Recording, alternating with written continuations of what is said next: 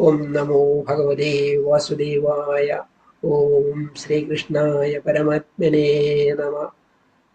പ്രാർത്ഥനയോടുകൂടി ആരംഭിക്കാം നമുക്ക്. ഓം ഗം ഗണപതേ നമഃ. ശുക്ലാംബരധരം വിഷ്ണും ശശിവർണം ചതുർഭുജം പ്രസന്നവദനം ധ്യായേത് സർവവിഘ്നോപശാന്തയേ. അംബികാഹൃദയാനന്ദം മാതൃഭിः പരിവേഷ്ടിതം ഭക്തപ്രിയം മദോന്മത്തം വന്ദേഹം ഗണനായകം.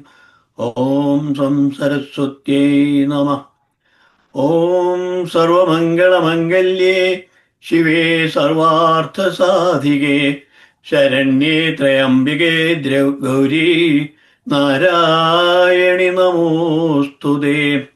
സൃഷ്ടിസ്ഥിതിവിനാശാനാം ശക്തിഭൂതേ സനാതനീ ഗുണാശ്രയേ ഗുണമയീ നാരായണി നമോസ്തുതേ. ഓം ഗം ഗുരുഭ്യോ നമഃ. ബ്രഹ്മാനന്ദം പരമസുഖദം കേവലം ജ്ഞാനമൂർത്തിം ദ്വന്ദ്വാതീതം ഗഗനസദൃശം തത്വമസ്യാദിലക്ഷ്യം ഏകം നിത്യം വിമലമചലം സർവധി സാക്ഷിഭൂതം ഭാവാതീതം ത്രിഗുണരഹിതം സദ്ഗുരും തം നമാമി. ഓം നമോ ഭഗവതേ വാസുദേവായ. മേഘശ്യാമം പീതകൗശേയവാസം ശ്രീവത്സാംഗം കൗസ്തുഭോത്പാസിതാംഗം പുണ്യോവേദം പുണ്ടരീകായതാക്ഷം വന്ദേ വിഷ്ണും സർവലോകൈകനാഥം. ഗീതാധ്യാനം. പാർത്ഥായ പ്രതിബോധിതാം ഭഗവതാ നാരായണേന സ്വയം വ്യാസേന ഗ്രഥിതാം പുരാണമുനിനാ മധ്യേ മഹാഭാരതം. അദ്വൈതാമൃതവർഷിണീം ഭഗവതീം അഷ്ടാദശാധ്യായിനീം അംബ ത്വാമനുസന്ദധാമി ഭഗവദ്ഗീതേ ഭവദ്വേഷിണീം. മൂകം കരോതി വാചാലം പങ്കും ലംഘയതേ ഗിരിം യത്കൃപാതമഹം വന്ദേ പരമാനന്ദമാധവം. യം ബ്രഹ്മാ വരുണേന്ദ്രരുദ്രമരുത സ്തുന്വന്തി ദിവ്യൈസ്തവൈः വേദൈः സാംഗപദക്രമോപനിഷदैः ഗായന്തി യം സാമഗാഃ. ധ്യാനാവസ്ഥിതതദ്ഗതേന മനസാ പശ്യന്തി യം യോഗിനോ യസ്യാന്തം ന വിദുഃ സുരാസുരഗണാ. ദേവായ തസ്മൈ നമഃ. ഭഗവത്ഗീതാധ്യാനം. ഹരി ഓം ശ്രീ ഗുരുഭ്യോ നമഃ. ധ്യാനിക്കുന്നു ഞാനമേ ഭഗവദ്ഗീതേ 18 അധ്യായങ്ങളിൽ വിലസുന്ന ദേവി ഭഗവാൻ നാരായണൻ സ്വയം അർജുനനായി ഉപദേശിച്ചതാമൃതമൊഴിയേ ഭവനാശിനി. അദ്വൈതാമൃതം പൊഴിച്ചു വിരാജിക്കും ഭഗവതി വേദവ്യാസമുനി മഹാഭാരതമധ്യേ വിരചിച്ചു വിജയിച്ചതാം അക്ഷരദേവതേ ബോധപ്രകാശിനി. യാതൊരു ദേവന്റെ കൃപയാൽ മൂകൻ വാഗ്മിയാകുന്നുവോ, മുടന്തനും വന്മല കയറാൻ പ്രാപ്തനാകുന്നുവോ, പരമാനന്ദത്തിനുറവയാകുമാ മാധവനെ വന്ദിക്കുന്നു ഞാൻ. ബ്രഹ്മാവും വരുണനും ഇന്ദ്രരുദ്രമരുത്തുക്കളും ദിവ്യസ്തോത്രങ്ങളാൽ ആരെ സ്തുതിക്കുന്നുവോ. വേദാംഗങ്ങൾ, പദക്രമങ്ങൾ, ഉപനിഷത്തുകൾ എല്ലാം സമ്യക്കായി ചേർത്തു വേദമന്ത്രങ്ങളാൽ സാമഗായക വൃന്ദമാരെ പ്രകീർത്തിക്കുന്നുവോ. യോഗനിഷ്ഠർ ധ്യാനദൃഷ്ടി ഉറപ്പിച്ചാരെ കാണുന്നുവോ. ദേവാസുരഗണങ്ങൾ ആരുടെ മഹിമയറിയുന്നില്ലയോ. ആ ദേവദേവനായിതാ നമസ്കാരം, എൻ വന്ദനം. സാഖ്യയോഗം അധ്യായം 2 പദ്യം 39. യേഷാ തേ വിഹിതാ സാഖ്യേ ബുദ്ധിർയോഗേ ത്വിമാം ശൃണു. ബുദ്ധ്യാ യുക്തോ യയാ പാർത്ഥ കർമ്മബന്ധം പ്രഹാസ്യസി. ഇതുവരെ ഞാൻ നിനക്കായോതി അർജുന, സാഖ്യസിദ്ധാന്തമാർഗത്തിൽ ജ്ഞാനസാരം. ഇനി പറയാം ജ്ഞാനം കർമ്മയോഗാനുസാരം. ഇതറിഞ്ഞെന്നാൽ കർമ്മബന്ധ വിമുക്തി ഫലം. ഇതുവരെ ഞാൻ നിനക്കായോതി അർജുന, സാഖ്യസിദ്ധാന്തമാർഗത്തിൽ ജ്ഞാനസാരം. ഇനി പറയാം ജ്ഞാനം കർമ്മയോഗാനുസാരം. ഇതറിഞ്ഞെന്നാൽ കർമ്മബന്ധ വിമുക്തി ഫലം. നേഹാഭിക്രമനാശോസ്തി പ്രത്യവായോ ന വിദ്യതേ. സ്വൽപമപ്യസ്യ കർമ്മസ്യ ത്രായതേ മഹതോ ഭയാത്. ഏവം കർമ്മയോഗം ചെയ്യുകിലാ പ്രയത്നമൊട്ടും നിഷ്ഫലമാവുകില്ല, അനിഷ്ടഫലമുണ്ടാവുകയുമില്ല. ധർമ്മമാർഗത്തിൽ അല്പം സഞ്ചരിച്ചാൽ പോലും മഹാഭയത്തിൽ നിന്നും രക്ഷിച്ചിടുമാ യാത്ര നമ്മളെ. ഏവം കർമ്മയോഗം ചെയ്യുകിലാ പ്രയത്നമൊട്ടും നിഷ്ഫലമാവുകില്ല, അനിഷ്ടഫലമുണ്ടാവുകയുമില്ല. ധർമ്മമാർഗത്തിൽ അല്പം സഞ്ചരിച്ചാൽ പോലും മഹാഭയത്തിൽ നിന്നും രക്ഷിച്ചിടുമാ യാത്ര നമ്മളെ. വ്യവസായാത്മിക ബുദ്ധിരേഗേഹ ഗുരുനന്ദന. ബഹുശാഖാഹ്യനന്താശ്ച ബുദ്ധയോ വ്യവസായിനാം. ഈ മാർഗത്തിൽ നിശ്ചയദാർഢ്യമുണ്ടായാൽ ബുദ്ധി ഏകലക്ഷ്യത്തിലൂന്നി വർത്തിക്കുന്നു ക്രിയാത്മകം. ദൃഢനിശ്ചയമില്ലാത്തവർ തൻ ബുദ്ധിയും കർമ്മങ്ങളും അനേകമായി ചിതറുന്നു മനസ്സുറപ്പില്ലാത്തതിനാൽ. അടങ്ങാത്ത കാമനകൾ നേടാൻ പല പല കർമ്മങ്ങൾ തുടങ്ങി വച്ചിട്ടൊന്നുമേ ഉചിതമായി തീർക്കാനാവാതെ അവസാനമില്ലാതെ അവ നീണ്ടുപോകുന്നു വിഫലം. ഈ മാർഗത്തിൽ നിശ്ചയദാർഢ്യമുണ്ടായാൽ ബുദ്ധി ഏകലക്ഷ്യത്തിലൂന്നി വർത്തിക്കുന്നു ക്രിയാത്മകം. ദൃഢനിശ്ചയമില്ലാത്തവർ തൻ ബുദ്ധിയും കർമ്മങ്ങളും അനേകമായി ചിതറുന്നു മനസ്സുറപ്പില്ലാത്തതിനാൽ. അടങ്ങാത്ത കാമനകൾ നേടാൻ പല പല കർമ്മങ്ങൾ തുടങ്ങി വച്ചിട്ടൊന്നുമേ ഉചിതമായി തീർക്കാനാവാതെ അവസാനമില്ലാതെ അവ നീണ്ടുപോകുന്നു വിഫലം. ഇനി 42, 43, 44 മൂന്നെണ്ണം ഒന്നിച്ച്. യാമിമാം പുഷ്പിതാം വാചം പ്രവദന്ത്യ വിപശ്ചിതഃ. വേദവാദരതാ പാർത്ഥ നാന്യദസ്തീതി വാദിനഃ. കാമാത്മാന സ്വർഗപരാ ജന്മകർമ്മ ഫലപ്രദാം. ക്രിയാവിശേഷ ബഹുലാം ഭോഗൈശ്വര്യഗതിം പ്രതി. ഭോഗൈശ്വര്യപ്രസക്താനാം തയാപഹൃതചേതസാം. വ്യവസായാത്മികാ ബുദ്ധി സമാധൗ ന വിധീയതേ. സ്വാമി ചിന്മയാനന്ദ സ്വാമിയുടെ ബുക്കിൽ അങ്ങനെ ഒന്നിച്ചാണ്. അപ്പൊ അതനുസരിച്ചാണ് ഞാൻ മുന്നോട്ട് പോകുന്നത്. വേദാർത്ഥവാദങ്ങളിൽ താല്പര്യമോടെ ഇതിന്മീതെ മറ്റൊന്നില്ലെന്നു വാദിച്ചു കാമികളായി സ്വർഗം പരമലക്ഷ്യമെന്നു ധരിച്ചു മൂഢന്മാർ വൈദിക കർമ്മങ്ങൾ അനുഷ്ഠിക്കുന്നു സ്വർഗീയ ഭോഗൈശ്വര്യങ്ങൾ നേടുവാൻ.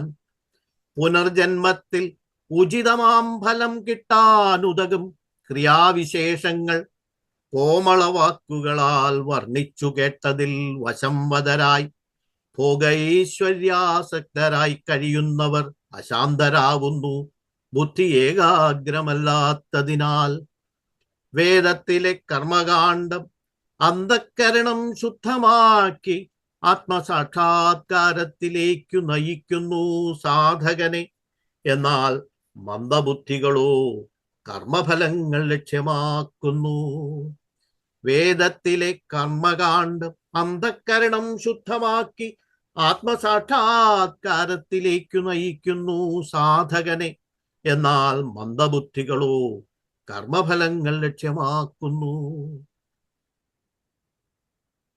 ത്രൈഗുണ്യ വിഷയാ വേദ നിസ്ത്രൈഗുണ്യോ ഭവാർജുന നിർദ്വന്ദ്വോ നിത്യസത്വസ്തോ നിർയോഗക്ഷേമ ആത്മവാൻ. വേദങ്ങൾ സത്വരജസ്തമോ ഗുണസംബന്ധി അതിനാൽ ത്രിഗുണങ്ങൾക്കും അതീതനായി വർത്തിക്ക നീ അർജുന. ഗുണങ്ങൾ മൂന്നും ചേർന്നുണ്ടാവും മനസ്സിനതീതനാവുക. സുഖദുഃഖാദി ദ്വന്ദ്ങ്ങൾക്കും അതീതനായിരിക്കൂ. സത്വശുദ്ധിയെ സദാ സമാശ്രയിച്ചും യോഗക്ഷേമ ചിന്തകൾ വെടിഞ്ഞും ലോകാതീതനായി ആത്മസ്വരൂപത്തിൽ ഉറച്ചിരിക്ക നീ. വിരുദ്ധങ്ങളാം അനുഭവങ്ങൾ ക്ഷണികമെന്നറിഞ്ഞും ശുദ്ധ സത്വത്തിൽ നിന്നു വ്യതിചലിക്കാതെയും നേടാനും നേടിയത് സ്വാർത്ഥം സൂക്ഷിക്കാനുമുള്ള ത്വരയടക്കിയും അറിഞ്ഞാലും നിൻ യഥാർത്ഥ സത്യാനുഭൂതി സ്വസ്വരൂപം.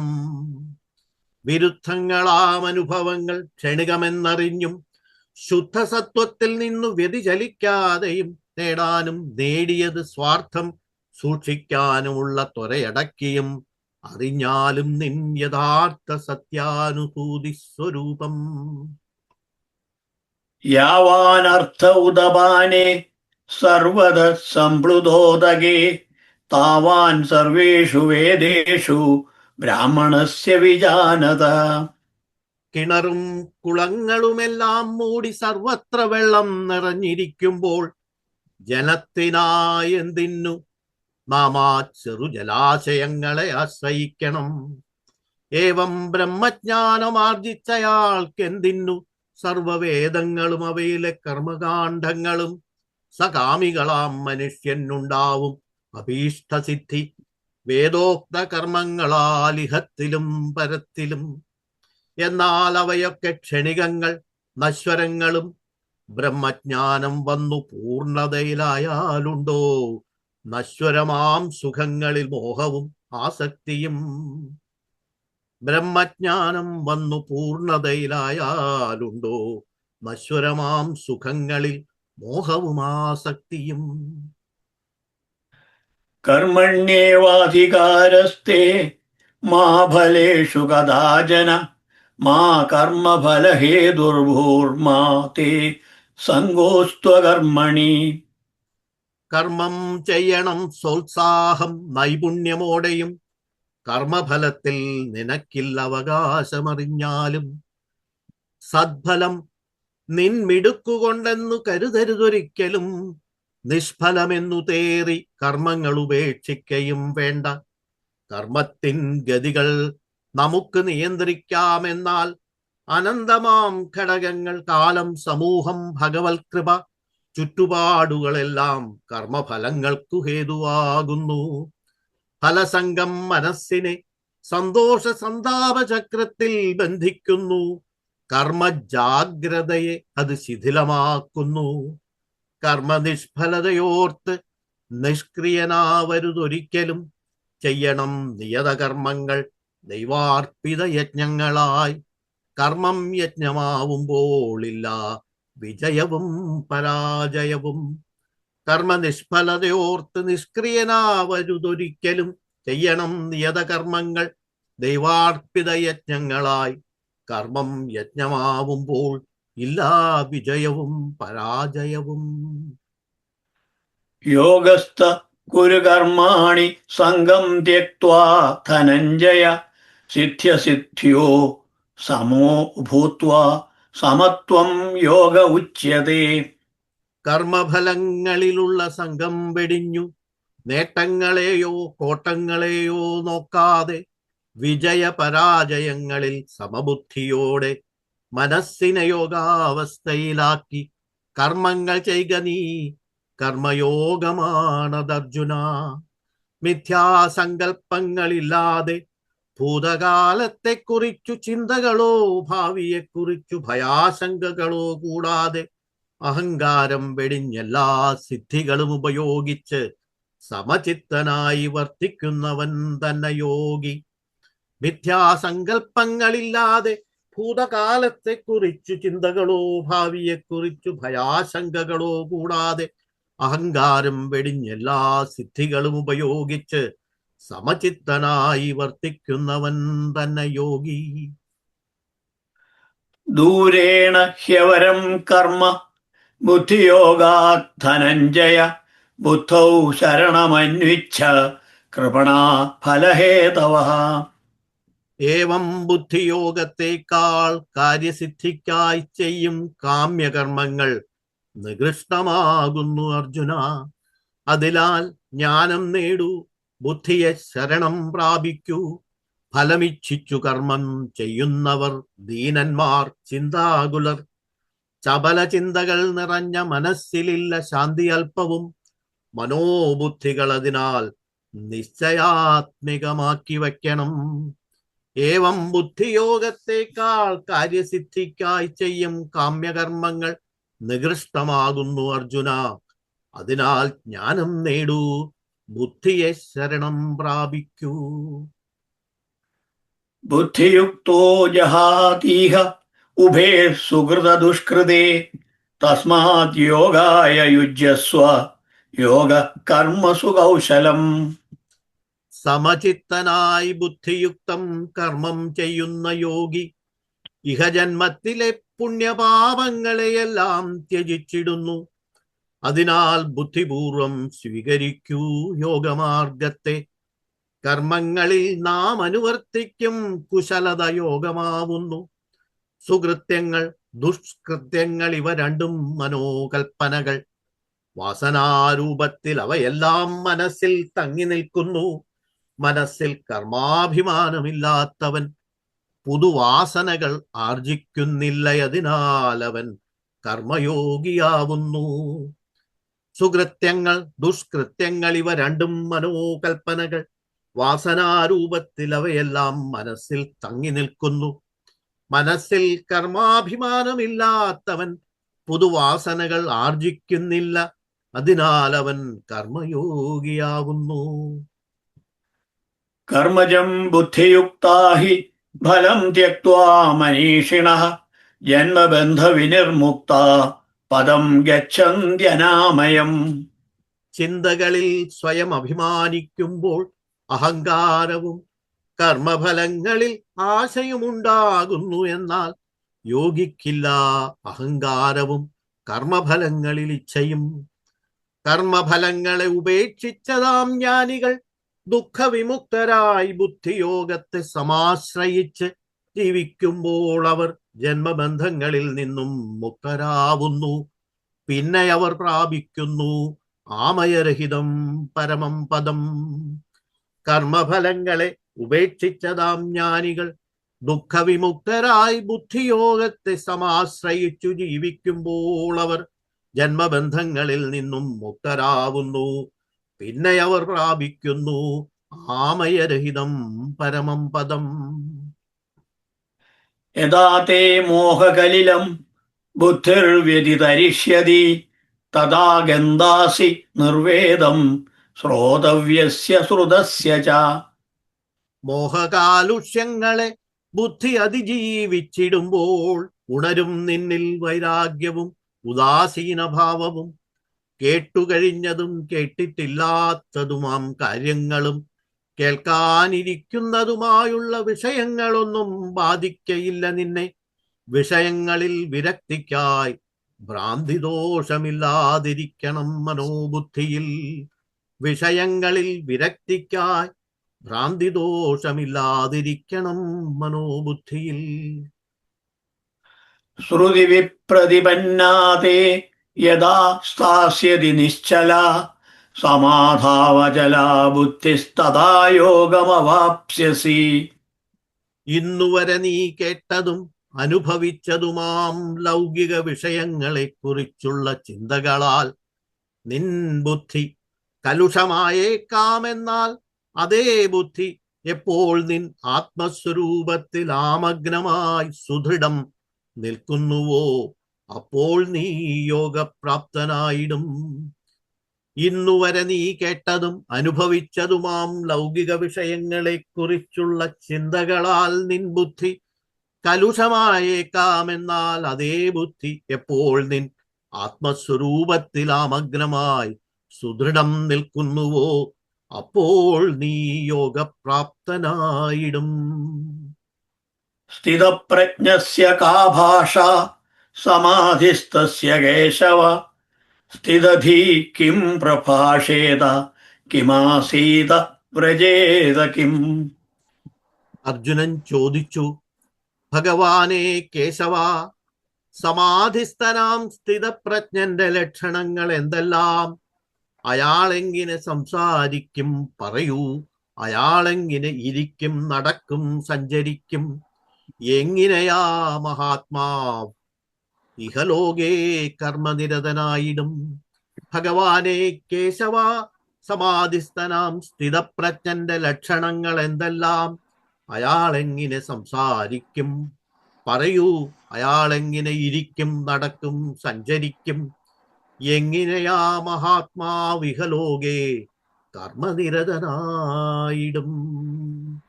ഹരി ഓം ഗുരുഭ്യോ നമ. അർജുനന്റെ ആ ചോദ്യത്തോടു കൂടി ഇന്നത്തെ ഗീതാ പാരായണം നമ്മൾ അവസാനിപ്പിക്കുന്നു. വളരെ ചേട്ടൻ സാധാരണ പറയാറുള്ള പോലെ എല്ലാ ശ്ലോകങ്ങളും വളരെയധികം പ്രാധാന്യമുള്ളതാണ്. കർമ്മണ്യവാധികാരസ്ഥെ എന്നുള്ള ശ്ലോകമൊക്കെയാണ് നമ്മളിപ്പോൾ എടുത്തത്. ഇതിൽ ഞാൻ എന്താ ചെയ്തതെന്ന് വെച്ചാൽ ആ കറക്റ്റ് 2 ശ്ലോകത്തിന് പകരം അതിൻ്റെ കൂടെ കുറച്ചൊരു എക്സ്പ്ലനേഷൻ എനിക്ക് മനസ്സിലായതും സ്വാമിജിയുടെ ബുക്കിലുള്ളതും മറ്റേ നൊച്ചൂർ സ്വാമിയുടെ ബുക്കിലുള്ളതും കൂടെ ചേർത്തിട്ട് ഞാനൊന്ന് അഡീഷണൽ ആയിട്ട് അതിനകത്ത് ചേർത്തു. അതാണ് 2 വരികൾ, ചിലത് 8ഉം 9ഉം വരികളൊക്കെ ആയത്. അത് നന്നായിരുന്നു എന്ന് വേണം കരുതാനായിട്ട്. അതല്ലെങ്കിൽ ഇത് കേവലം യോഗസ്ഥ കുരുകർമാണി എന്നോ അതല്ലെങ്കിൽ കർമ്മണ്യേവാധികാരസ്ഥേ എന്നെല്ലാം ഉള്ള ശ്ലോകങ്ങൾ നമ്മൾ ഗീതയിൽ ഒരുപക്ഷെ ഏറ്റവും കൂടുതൽ റിപ്പീറ്റ് ചെയ്യുന്ന ശ്ലോകങ്ങളിൽ ഒന്നുകൂടെ ആണ് ഈ കർമ്മണ്യേവാധികാരസ്ഥേ എന്നുള്ള ആ ശ്ലോകം. അതിന് വേണ്ടത്ര തക്കവണ്ണമുള്ള യുക്തിയുക്തമായ വിവരണത്തോടുകൂടി മലയാളത്തിലേക്ക് അത് വിവർത്തനം ചെയ്ത് കേട്ടതിൽ ഏറ്റവും സന്തോഷമുണ്ട്. വളരെ നന്നായി എന്നാണ് എൻ്റെ എളിയ അഭിപ്രായം. വളരെ നന്നായിരിക്കുന്നു. സാറ് വന്നിട്ടുണ്ട്. ഏതാനും നിമിഷം നമുക്ക് ബാക്കിയുണ്ട്. ഈ ഭഗവത്ഗീതയെ കുറിച്ച് സാറിന്റെ വാക്കുകളിലൂടെ കേൾക്കുന്നതിന് വേണ്ടി സാറിനെ സ്വാഗതം ചെയ്തുകൊണ്ട്, ഏറ്റവും സ്നേഹപൂർവ്വം സ്വാഗതം ചെയ്തുകൊണ്ട് സാറിനെ അതിലേക്ക് ക്ഷണിക്കുന്നു. നമസ്തേ. നമസ്തേ. വളരെ മനോഹരമായിട്ടുള്ള ഒരു ഭാഷാന്തരീകരണം എന്ന് പറയാം. അത് വെറുമൊരു അനുവാദമല്ല, വേറൊരു ഭാഷയിലേക്കുള്ളൊരു തർജ്ജമയല്ല. ശരിക്കും അതിൻ്റെ ആശയാവിഷ്കാരം തന്നെയാണ് നടത്തുന്നത്. മലയാള ഭാഷയിൽ അതിൻ്റെ ഒരു ആവിഷ്കരണം നടത്തുകയാണ് സുകുമാർ സാറ് ചെയ്തിട്ടുണ്ട്. അപ്പോൾ അത് വളരെ മനോഹരമായിരിക്കുന്നു. എന്നല്ലാതെ അതിനെപ്പറ്റി നമുക്ക് എന്താണ് പറയാൻ പറ്റുക? അപ്പോൾ അത് ഞാൻ എപ്പോഴും അഭിനന്ദനപൂർവകമാണ് സുകുമാർ സാറിൻ്റെ തർജ്ജമകളെല്ലാം ഞാൻ കേൾക്കുന്നത്, ആശയാവിഷ്കാരങ്ങൾ കേൾക്കുന്നത്. അതല്ലാതെ അതിനെക്കുറിച്ച് എന്താണ് പറയുക? പിന്നെ കർമ്മം എപ്പോഴും മനുഷ്യർക്ക് സംശയമുണ്ടാക്കുന്ന ഒന്നാണ് ഈ കർമ്മം. കർമ്മണ്യേവ അധികാരസ്ഥേ മാ ഫലേഷു കഥാചന എന്ന് പറയുമ്പോൾ ചിലരെങ്കിലും ചോദിക്കാറുണ്ട്, അപ്പോൾ കർമ്മത്തിന് ജോലിക്ക് കൂലി വേണ്ട, കൂലി അർഹിക്കരുത് എന്നാണോ പറയുന്നത്? അങ്ങനെയല്ല, കൂലിക്ക് അർഹതയുണ്ട്, കൂലി കിട്ടുക തന്നെ ചെയ്യും. ഒരു കണക്കിന് നമ്മൾ ചെയ്യുന്ന കർമ്മത്തിന് നമ്മൾ നിഷ്കാമകർമ്മം ചെയ്യണമെന്ന് പറയുമ്പോൾ തന്നെ കർമ്മം സകാമമായാൽ, അത് ദുഷ്കർമ്മമാണെങ്കിലും സത്കർമ്മമാണെങ്കിലും അതിന് ഫലം ഉണ്ട് എന്നത് തന്നെയാണ്. അപ്പോൾ അതുകൊണ്ട് അതിൽ നീ അഭിനിവേശം നിനക്ക് ഉണ്ടാകാൻ പാടില്ല, താല്പര്യം അതിലുണ്ടാകാൻ പാടില്ല. കർമ്മഫലത്തിൽ, കർമ്മം എന്താണ്? കർമ്മത്തിന്റെ കൂലിയല്ല കർമ്മഫലം. അവിടെയാണ് നമുക്ക് പലപ്പോഴും തെറ്റുന്നത്. പലപ്പോഴും ആളുകൾ കർമ്മഫലത്തെയാണ് ഉദ്ദേശിക്കുന്നത്. ഇന്നത്തെ എല്ലാ കമ്മീഷൻ വ്യവസ്ഥയും കർമ്മഫലത്തിൽ ആധാരമായിട്ടുള്ളതാണ്. അല്ലേ? ഇപ്പോൾ ഒരു ഡോക്ടർ ഒരു ജോലി ചെയ്ത ഒരു വളരെ സങ്കീർണമായിട്ടുള്ള ഒരു ഓപ്പറേഷൻ ആണെന്ന് വിചാരിച്ചോളൂ, ചിലപ്പോൾ 24 മണിക്കൂറൊക്കെ ചെയ്തെന്ന് വരും. 24 മണിക്കൂറിന് അദ്ദേഹത്തിന് എന്ത് വേണം? 24 മണിക്കൂർ ജോലി ചെയ്തതിൻ്റെ കൂലി, അത് ഓവർ ടൈമിനെ ഇരട്ടി എടുത്താലും എങ്ങനെയാണെങ്കിലും അതിൻ്റെ കൂലി അത് അദ്ദേഹത്തിന് ഉണ്ട്. പക്ഷെ അദ്ദേഹം എന്ത് വിചാരിക്കാൻ പാടില്ല? ഞാൻ ഈ ഓപ്പറേഷൻ ചെയ്തത് കൊണ്ട് ഒരു രോഗിക്ക് തിരിച്ചു കിട്ടിയത് അയാളുടെ ജീവിതമാണ്, അദ്ദേഹത്തിൻ്റെ ഹൃദയം തന്നെയാണ്. ഹൃദയത്തിന് എന്ത് വിലയുണ്ട്?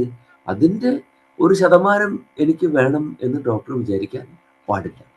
ഇന്ന് നമ്മുടെ ജീവിതം ദുസ്സഹമായതും ഇവിടെയാണ്. എവിടെ? ഈ ഉപദേശം ഉൾക്കൊള്ളാത്തത് കൊണ്ടാണ്. ഡോക്ടർ അവിടെ ഇരുന്ന് മരുന്ന് പ്രിസ്ക്രൈബ് ചെയ്താൽ ഡോക്ടറെ ഫീസ് നമ്മൾ കൊടുക്കുന്നുണ്ട്.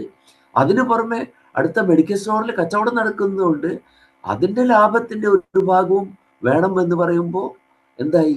അപ്പോൾ അവിടെ ലാബ് നടത്തുന്നവരും മെഡിക്കൽ സ്റ്റോർ നടത്തുന്നവരും എല്ലാം ഡോക്ടർക്കും വേണ്ടി കൂടെ ഒരു ഭാഗം അവിടെ നമ്മുടെ കയ്യിൽ നിന്ന് വാങ്ങുന്നുണ്ട്. അത് നമ്മുടെ ജീവിതം ദുസ്സഹമാക്കുകയാണ്. അപ്പൊ കർമ്മത്തിന്റെ ഫലത്തിൽ അവിടെ ഇച്ഛ വെക്കുന്നു. ഒരാൾ വന്ന് നമ്മുടെ വീട്ടിൽ വന്ന് തെങ്ങിന്റെ കട കിളച്ചാൽ അദ്ദേഹത്തിന് അതിന്റെ കൂലി.